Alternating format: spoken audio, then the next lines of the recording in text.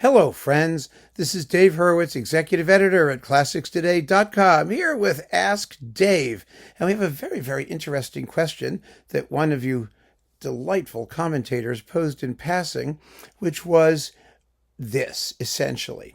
Today, we have the opportunity to drop a needle, as they say in the business, or put in a CD or stream a thing, and hear major symphonic works over and over and over again at our whim. And this gives us a very different idea or ability to perceive the large-scale symphonic form of said works. Did early audiences, which only had a very limited opportunity to hear these pieces over and over again, understand large-scale symphonic form? Now, in order to address this question, for which there is no real answer, we need to really talk about the circumstances of listening back in the day before recordings. There's no question that today things are incredibly different, and that the opportunity to hear things, at a whim completely changes our ability to perceive form as such. However, any generalization about what early audiences thought is just that. It's a generalization and it's a total speculation. And it has about as much value as those two terms suggest, because we can't know. We can't know what they heard or how they heard things, but we can look at contemporary documents and make some intelligent theorizations or surmises about how things might have went. Now, or might have gone, right? Might have gone. Anyway, the point is that, as the commentator pointed out, back in the day, opportunities for hearing pieces over and over again in concert were quite limited. First of all, concert halls were smaller. Concert series were smaller. The Paris Conservatory Orchestra offered, for years, maybe a dozen concerts. They only happened for a select group of wealthy patrons during the season, when the cholera epidemic in the city was at low ebb and the wealthy all returned from their country estates in order to have their, social coming out parties and salon things and stuff that they did. And then they all left. So the idea of a regular 40-some-odd week season of symphony concerts was completely unheard of, really, until well into the 20th century. I mean, we're talking the 1950s and 60s and 70s. So yes, opportunities for hearing things were few and far between. And to hear the same thing over and over again, well, programs were designed to repeat works that were popular. That is, if an audience really enjoyed something and had lots of applause, then the programs were fungible. They would reschedule it on the next program. And so, or schedule extra concerts. I mean, it was all, money based. And if they could get away with doing more, they would do more. But generally speaking, you had a very limited repertoire, very limited opportunities, very small audiences. So when we're talking about, did listeners understand? The question is, we're talking about, first of all, a very different populace, a very different type of concert goer. Even well into the 19th century, when municipal concerts began to spring up, you're talking about rather small and limited opportunities for such things. On the other hand, we do have to say that the principal arena of music making was not the concert hall, it was the home. And music publishing was a huge business, and arrangements of major orchestral works for solo piano or for various combinations of instruments, which could be played in the home by reasonably adept amateurs, were huge business. It was a huge business, and it was the way most people heard the music. In fact, when we recall that, for example, when Schumann wrote a review of Berlioz's Symphonie Fantastique, we're talking about the 1830s, he disliked the finale, somewhat. I mean, relatively speaking, he liked the work, but he had reservations about the finale most of all. And then we realized he was working from a piano score. He never heard the piece. He never saw the orchestral score at all. And so it's kind of amazing, because nowadays we think, the finale is the coolest part, right? We all want to hear the finale with this Witch's Sabbath and the bells and the tubas and the E-flat clarinet screaming around. But reviewers back then would just as often have to look at a piece of music unheard, which is kind of amazing, which means that the entire opportunity that great composers avail themselves of timbral and coloristic resources of a large orchestra or extraordinary sounds and things that they use to create organic cohesion in a work, all of that was gone. All of that was out the window, basically. And our entire concept, indeed, our entire concept of symphonic form, of the way that we appreciate and understand symphonic form, was based on that mode of listening. That is the German school of playing music at home, stripped of the accoutrements of orchestral sound and orchestral timbre, orchestral contrasts. All of that was gone. That's why musical analysis is so lopsided and so helpless quite often in understanding what makes a great tune, what makes a great symphony hold together, because they're limited only to harmonic process and counterpoint. That's what survives in these piano arrangements. And the language of sonata form, the language of form that we use today, was formulated by a guy whose name was A.B. Marx.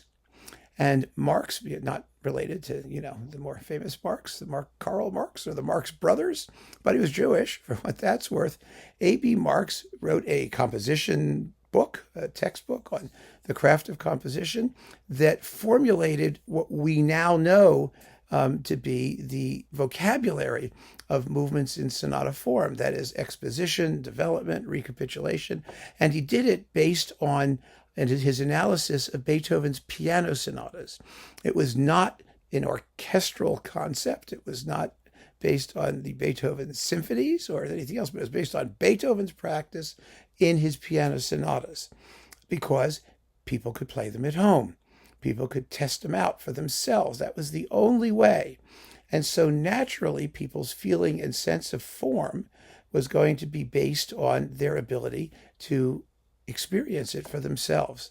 Now, the population of people who, first of all, were interested in form in the first place, and second of all, were going to take the time and trouble to read an abstruse German composition guide to understand the vocabulary of what these composers were doing formally was I would think rather small. I think that's a fair statement. And so they did not have a feeling for form the way we talk about it. Today, even in a very popular sense, if I say sonata form, exposition, first subject, second subject, development, recapitulation, I think it's fair to say, most listeners, relatively experienced listeners, I'm not talking about newcomers or people who've never taken a music appreciation class, would know what we're talking about. But the idea of music appreciation didn't exist, and the popularizing element that teaches us this vocabulary didn't exist, because the vocabulary itself didn't exist. A.B. Marx's books were published in the late 1830s and 1840s. And even if we accept the fact that this vocabulary became widespread, which it did eventually over the ensuing 100 years, how many people by 1870 would have read them, would have known what he was talking about? The composers themselves didn't know what he was talking about. They had their idiom. They had their way of writing music. So there was a general sense, because so many people wrote in the same forms, of what form was. But there was no vocabulary describing it. And one of the best ways to understand that, I think, is to read this lovely, in my Beethoven orchestral music book, where I quote a very famous passage from Ludwig Spohr's autobiography, which was written, it was his autobiography. It was written in around, the 1840s or something like that. His description of Beethoven's Fifth Symphony, which is fascinating. Absolutely fascinating. I have read it before in another video, but I think it's worth revisiting in this context, because Spohr knew Beethoven quite well. He performed in the premiere of things like Beethoven's Seventh and I think Wellington's Victory. He was in Vienna. He was playing in the orchestra. He knew this music. He conducted it. He didn't particularly like it. It was aesthetically foreign to him, but he understood its importance and promoted it nonetheless. So it tells you, first of all, he was really a very nice guy. I mean, he was a very honorable guy and an idealistic person. But beyond that, he would have been in a position to really understand how these pieces work from the inside as a conductor, as an orchestral player at a very, very high level. So we're talking not even about the popular understanding of the music, but a really high level understanding of the music. And let's see what he wrote about Beethoven's Fifth. This is very interesting. Spohr writes, though with many individual beauties, yet it does not constitute a classical whole. For instance, the introductory theme of the very first passage is wanting in that dignity which, according to my feeling, the commencement of a symphony should of a necessity possess. Setting this aside, the short and easily comprehended theme certainly permits of being carried out very thematically, whatever that means, and is combined also by the composer with the other principal ideas of the first subject in an ingenious and effective manner. The adagio at A-flat is in part very fine, yet the same passages and modulations repeat themselves much too frequently, and although always with a richer ornamentation, become in the end wearisome. The scherzo is highly original and of real romantic coloring, but the trio with the noisy running bass is to my taste much too rough. The concluding passage, with its unmeaning noise, is the least satisfactory. Nevertheless, the return to the scherzo at this part is so happy an idea that the composer may be envied for it. Its effect is most captivating, but what a pity that this impression is so soon obliterated by the returning noise. Now, note what Spohr does say and what he doesn't say. He does not possess the language of sonata form. We would say the first subject of the exposition is this. He doesn't say that. He talks about, well, the first theme, the first passage is wanting in dignity. He does get the idea of a subject and the thematic workmanship of the piece quite well. But the point is that he understands it linearly. He's describing the whole work, of course, but theme by theme. And that's something that we see over and over again in contemporary literature. I mean, even when Clara Schumann was talking to Brahms about his first symphony, she said, well, I like this tune, I don't like that tune. And reviews of the period are full of that kind of description because you're describing the music to people, first of all, who probably haven't heard it, and second of all, have very little ability to go out and listen to it for themselves. And people tended to listen passage by passage by passage. You have Spohr saying it does not represent a classical whole, and yet he doesn't talk about any of the cyclical elements in the work other than the repeat of the scherzo or the finale, which is incredibly obvious. It's hard to miss, rightly citing that as a stroke of genius. But the idea that the opening four-note motive recurs in all of the other movements, that there's this sort of underlying unity to the piece, that Beethoven does amazing things with sonata form in that very tense, coiled first movement. It's a short paragraph description, of course, and it doesn't summarize all of what Spohr probably saw and knew about the work. But it does tell us that, when people spoke of music, when they listened to certain pieces, they really took it one step at a time, one passage at a time, one theme at a time, and they were very interested in talking about the quality of the musical material, in their opinion, of course, rather than how it could be used to forge a large-scale synthesis or organic whole. And you see this over and over again in the literature. And there is, as you hear in Spohr, an awkwardness in trying to describe what these things are, because the vocabulary for describing them simply didn't exist. That is a real issue. I mean, we have this entire locked down vocabulary now of movement, forms, and shapes, which is very helpful in describing music. And it's particularly helpful when we have the option of going to hear it whenever we feel like it via the medium of recordings.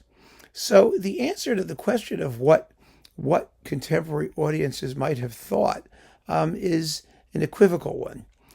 There's no question that the form itself is self-explanatory when you listen to a piece of music. Of course you hear the form. Can you conceptualize it? Not the way we do today. The vocabulary didn't exist. It simply didn't exist. So the answer to that question is no. And you're dealing with a very, very difficult audience, very different audience in size and in expectations and in the way that they consumed music. And that means, of course, that the way that they thought about it would necessarily have been different than the way we think about it today. And by that, I mean, quite simply, that their understanding of what a piece of music was, a piece of orchestral music, particularly of symphonic music, would necessarily have been stripped down and with its orchestral coloring, its orchestral medium, a big chunk of what it was, simply gone. And so their view of form would have been what they could see in front of them and what they could play.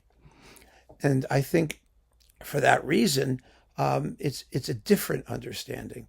I wouldn't say that they had no understanding, because we're talking about a population of people that was on the whole quite well musically trained by our standards today. By my standards, these people have much more musical ability than I do. And I talk about musical form all the time. It's based on my ability to listen and describe. Their ability was based on playing and then thinking about it. So the active sense of making music, it's a very, very different way of getting at it.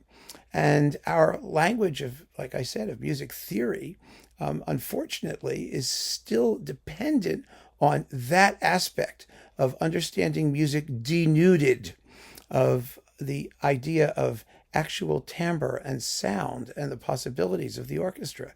The orchestra doesn't factor very much in our idea of how musical forms took shape. And that's pity, because in that respect, it is simply incorrect. The way that music theory is taught does not take into account a lot of what is, I think, signally important in understanding symphonic music. But that's why we do it our way, and they did it their way. So I hope this provides some food for thought and a way to sort of get at the question of what early audiences might have experienced and how they experienced it. Keep on listening, friends. Thank you for asking the question, and take care.